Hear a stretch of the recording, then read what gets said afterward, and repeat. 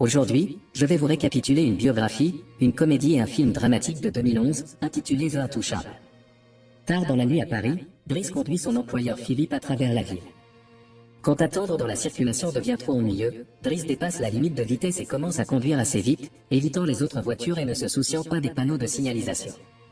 Cela amène la police à le poursuivre, et Driss parie 100 € qu'il peut les perdre, mais après être passé sous un pont, les flics le rattrapent en leur tendant une embuscade des deux côtés. Driss n'a pourtant pas l'air trop inquiet et cette fois, il parie 200 € pour leur trouver une escorte.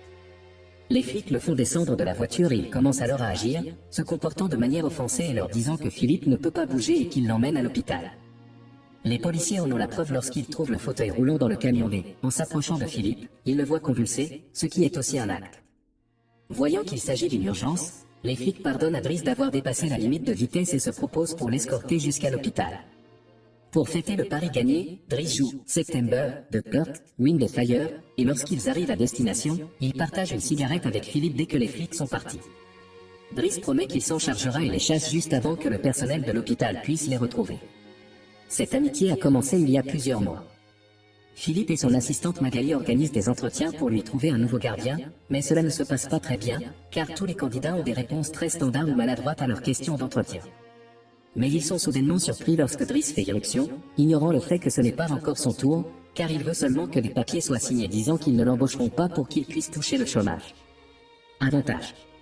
Il est direct et un peu grossier, allant même jusqu'à draguer Magali, mais Philippe le trouve amusant et lui demande de revenir le lendemain chercher ses papiers signés.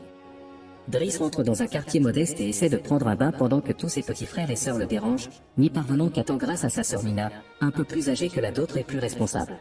En attendant l'arrivée de leur maman, il regarde par la fenêtre et aperçoit son frère Adama sortir d'une voiture suspecte.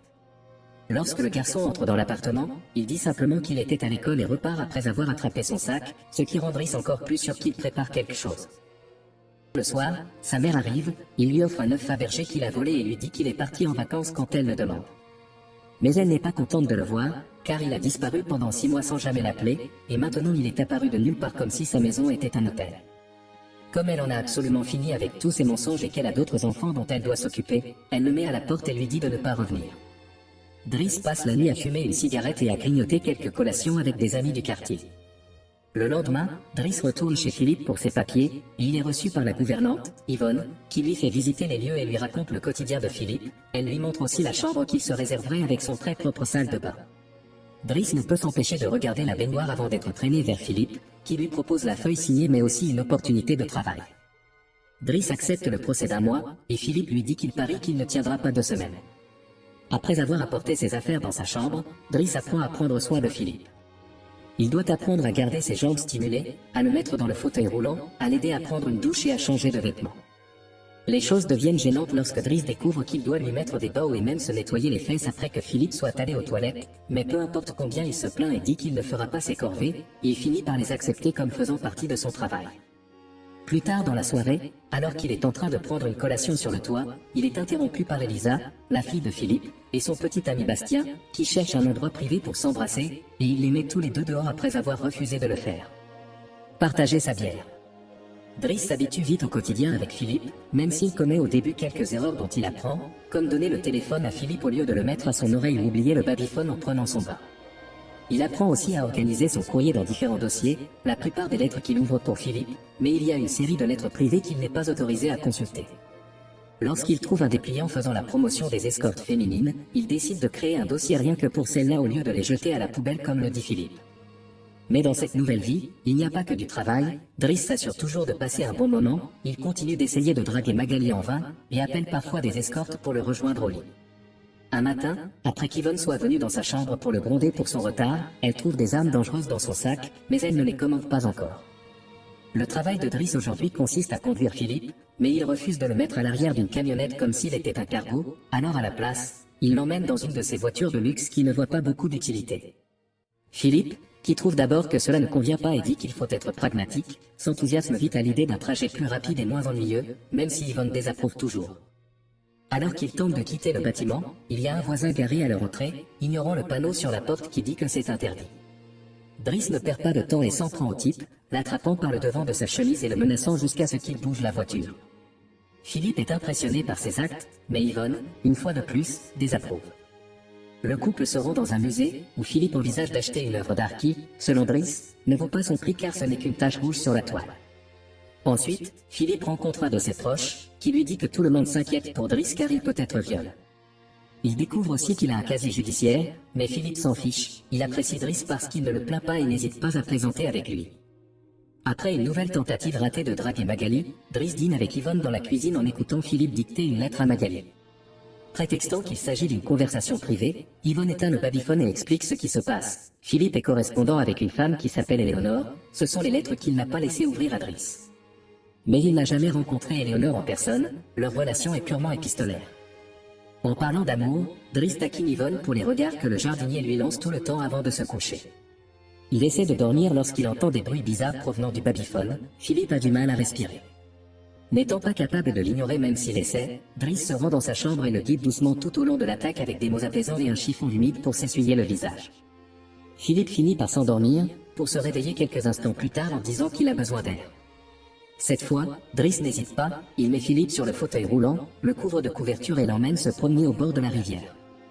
C'est la première fois que Philippe voit Paris de nuit depuis longtemps, et maintenant il est plus détendu, il explique à Driss que les médicaments ne peuvent pas grand-chose et qu'il éprouve parfois des douleurs fantômes.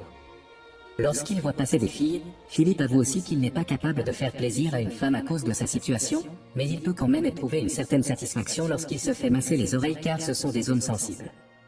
Alors que la douleur fantôme menace de réapparaître, Driss partage une de ses articulations avec Philippe, qui est sceptique au début mais finit par l'adorer.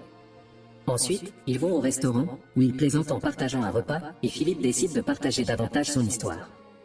Il a rencontré sa femme alors qu'ils étaient étudiants et, peu de temps après leur mariage, elle a fait 5 fausses couches et on lui a diagnostiqué une maladie incurable et en phase terminale. C'est à ce moment-là qu'ils ont adopté Elisa.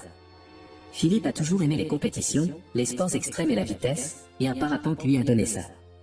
C'est lors d'une séance de parapente que le mauvais temps lui a fait chuter et se casser une vertèbre, même s'il pense toujours que son véritable handicap n'est pas la chaise mais le fait de vivre sans sa femme. Après avoir encore plaisanté, Philippe se souvient de la date et se rend compte que Driss a passé son procès d'1 mois, il est donc officiellement engagé. Mais il doit commencer par rapporter l'œuf de Fabergé qu'il a volé parce que c'était un cadeau de sa femme, elle lui en offrirait un chaque année, et il en a exactement 25, correspondant à leur temps passé ensemble. Le lendemain, Driss va parler à Mina à la sortie de l'école, qui est un peu vexée car il n'a pas répondu à ses messages sauf pour lui demander de chercher l'œuf, elle lui parle aussi de quelques des flics qui ont appelé chez eux. Ensuite, il rend visite à Adama, qui avoue avoir été retrouvé avec 30 grammes sur lui. Driss veut l'emmener déjeuner, mais Adama refuse et monte dans la même voiture suspecte qu'avant. Plus tard, Driss est autorisé à être présent pendant que Philippe dicte à Magali sa lettre pour Éléonore. Il trouve cette prose violette très ennuyeuse et que Philippe devrait être plus direct, il est aussi déconcerté d'apprendre que cela dure depuis 6 mois et qu'ils n'ont jamais échangé de photos. Lorsqu'il retrouve son numéro de téléphone sur une des lettres, il prend cela comme un signe et l'appelle, obligeant Philippe à prendre le téléphone et enfin à lui parler en dehors de l'écrit. Leur conversation se passe tellement bien que Philippe est désormais tout le temps au téléphone avec elle, avant même que lui et Driss n'assistent à l'opéra, pendant lequel Driss rit et se moque des costumes. Le lendemain, Driss convainc Philippe d'accepter d'échanger des photos avec Éléonore et en choisit une en fauteuil roulant. Ensuite, pendant qu'il peint, Elisa fait irruption dans sa chambre pour lui demander des cigarettes et se moque de lui parce qu'il essaie d'être artistique. S'énervant, il la met dehors avant d'aller voir Philippe, qui demande actuellement à Yvonne de changer la photo choisie pour l'un de lui alors qu'il n'était pas tétraplégique. Elle cache la photo dans le dossier d'escorte juste avant que Driss n'intervienne, se plaignant d'Elisa et disant à Philippe qu'il doit la discipliner, ce avec quoi Yvonne est d'accord. Philippe accepte de lui parler, mais il est surtout surpris lorsque Driss laisse entendre qu'il peint. Les jours continuent de passer, et l'amitié entre Philippe et Driss ne cesse de grandir. Driss l'emmène jouer dans la neige et l'emmène avec lui lorsqu'il sort courir, Philippe lui offre son premier costume et gronde sa fille pendant que Driss l'écoute via le babyphone. Lorsque Driss termine son premier tableau, il le montre à Magali, qui le gifle lorsqu'il tente de l'embrasser. Mais Philippe aime le tableau et promet qu'il essaiera de le vendre. Ils passent tous les deux de bons moments ensemble, profitant de choses comme avoir une voiture plus rapide, partager des joints et même embaucher des escortes ensemble. Quand arrive l'anniversaire de Philippe, il n'est pas très enthousiaste. Chaque année, il fait semblant d'être surpris qu'ils organisent une fête et doit rencontrer tous ses proches qui ne viennent le voir que le jour même pour vérifier qu'il est toujours en vie. Philippe dit que tout ça va être plutôt ennuyeux.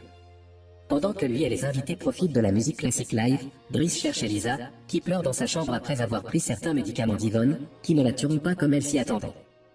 La raison pour laquelle elle est triste c'est que Bastien a rompu avec elle et l'a traitée de pute, alors elle demande à Driss de parler au garçon, ce qu'il accepte de faire moyennant un prix. Pendant ce temps, Philippe montre le tableau de Driss à son proche et parvient à le convaincre de l'acheter pour 11 000 €. Driss retourne dans la salle à manger et discute avec Yvonne, qui lui dit que Magali est en couple avec un certain Fred mais les choses sont plutôt difficiles en ce moment, ce qui donne de l'espoir à Driss. Alors que la fête commence à se calmer, Philippe fait écouter à Driss certaines des chansons les plus importantes de l'histoire de la musique classique, mais il ne peut que plaisanter en réponse. Une fois le groupe terminé, il apporte son iPod et joue Boogie Wonderland de Earth, Wind and Fire avant de commencer à danser en plein milieu de la piste. C'est un danseur incroyable et il convainc même le reste de la fête de le rejoindre et de danser avec lui, ce que Philippe aime regarder. Plus tard, au moment de coucher Philippe, Driss lui ouvre la dernière lettre d'Éléonore. Elle lui a envoyé une photo, montrant qu'elle est plutôt jolie, et lui dit qu'ils devraient se rencontrer la semaine prochaine lors de sa visite à Paris. Le jour du rendez-vous arrive, Yvonne et Driss font passer à Philippe des dizaines de tenues jusqu'à ce qu'il trouve la parfaite. Et comme c'est Yvonne qui emmènera Philippe au rendez-vous, Driss profite de son jour de congé pour rendre visite à Bastien et le menace jusqu'à ce que le garçon accepte de s'excuser auprès d'Elisa et de lui apporter des croissants tous les jours. Il lui demande également de se coiffer. Ensuite, il rend visite à sa mère au travail, mais seulement pour l'observer de loin. Au restaurant, Yvonne et Philippe attendent Éléonore, qui est très en retard.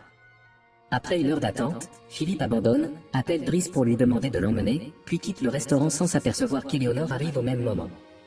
Le soir même, Philippe emmène Driss avec lui dans son avion privé et lui donne l'argent qu'il a reçu pour la vente du tableau, ce qui le rend infiniment heureux. Ils arrivent à la campagne le lendemain matin et Philippe décide de faire du parapente, entraînant également Driss avec lui. Driss ne veut rien avoir à faire avec ça, mais après avoir d'abord paniqué, il finit par apprécier l'expérience. Lorsqu'ils rentrent chez eux, Adama attend Driss et se fait gronder lorsqu'il voit les cicatrices sur son visage. Adama ne veut toujours pas dire à Driss ce qui se passe dans sa vie, alors Driss le fait attendre dans sa chambre pendant qu'il appelle Mina pour lui dire de ne pas s'inquiéter et va mettre Philippe au lit. Mais Philippe n'a pas encore sommeil. Après avoir fait regarder à Driss un tableau avec lui, il lui pose des questions sur sa famille, dont Driss ne veut pas parler au début, mais finit par céder. Il s'avère qu'Adama n'est techniquement pas son frère et ses parents ne sont pas réellement ses parents, ce sont sa tante et son oncle.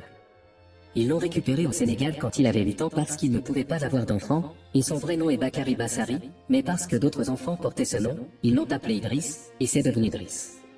Un jour, sa tante a miraculeusement réussi à concevoir, et après la mort de son oncle, il y avait d'autres hommes et plus d'enfants également. De la même manière que Driss lui avait parlé d'Elisa, Philippe lui fait remarquer qu'Adama a besoin de discipline, alors il vire Driss pour qu'il puisse être là avec sa famille car il ne peut pas passer toute sa vie à s'occuper d'un vieux. Le lendemain matin, après que Bastien ait apporté son croissant quotidien tout en étant mieux coiffé, Driss fait ses valises et se prépare à partir. Magali vient lui faire ses adieux, et quand Driss essaie de la draguer une dernière fois, Magali lui présente son autre significatif Fred, qui est l'abréviation de Frédéric. Il s'avère que Magali ne s'intéresse pas aux hommes, et Driss abandonne. Place. En sortant de la maison, il rend le babyphone à Yvonne et la taquine pour lui avoir menti à propos de Magali juste pour le déranger. En échange, elle lui remet le dossier d'escorte qu'il avait commencé, il est déçu de constater que la photo qu'il avait choisie est cachée. Driss jette le dossier, mais il garde la photo pour lui. Une fois dehors, il trouve une voiture qui bloque à nouveau l'entrée, alors il lui demande de s'éloigner même s'il ne travaille plus là-bas. Quand Adama l'interpelle, Driss répond que c'est une question de principe. Quelques heures plus tard, les deux frères vont chercher leur mère à la gare tandis que de retour à la maison, Philippe dîne pour la première fois avec sa nouvelle gardienne, étouffante et ennuyeuse, et Philippe décide de le quitter sans même avoir un mot. Depuis qu'Yvonne a un rendez-vous avec le jardinier, personne n'est là pour le gronder. Au fil des jours, Driss retourne à son ancienne vie. Il retrouve ses vieux amis et dit au gars de la voiture suspecte de ne plus déranger Adama. Lorsqu'il se présente à un entretien pour lequel il n'a pas assez d'expérience, il parvient à convaincre l'employeur en se disant pragmatique et en utilisant toutes les connaissances artistiques qu'il a acquises en travaillant pour Philippe. Cela lui vaut un emploi de chauffeur. Philippe continue de détester son nouveau gardien et est constamment de mauvaise humeur. Une nuit, il refuse que quiconque dans la maison l'aide avec sa douleur fantôme, alors Yvonne appelle Driss et lui demande de venir. C'est ainsi qu'il se retrouve dans cette situation depuis le début, avec les flics qui les poursuivent d'abord et les escortent ensuite à l'hôpital. Après cette petite aventure, Driss conduit Philippe jusqu'à la côte, et la vue de la mer aide Philippe à se calmer. Quelque temps plus tard, Driss s'occupe de la barbe envahie de Philippe avant de l'emmener déjeuner au restaurant, mais il ne reste pas, car quelqu'un d'autre va tenir compagnie à Philippe aujourd'hui. Driss lui souhaite bonne chance et lui rend finalement son offre avant de partir, et Philippe commence à s'inquiéter d'être seul jusqu'à ce qu'il voit qui est son rendez-vous, Éléonore, qui est ravie de le voir et ne craint pas la chaise de tous. Le vrai comte Philippe Pozzo di Borgo vit désormais au Maroc, il s'est remarié et a 2 filles. Le vrai Driss, en réalité appelé Abdel Yasmine Selou, possède sa propre entreprise et est également marié et père de 3 enfants. Les deux hommes restent encore aujourd'hui des amis très proches. C'est la fin de la vidéo, n'oubliez pas de vous abonner pour avoir plus de vidéos comme celle-ci. Merci d'avoir regardé.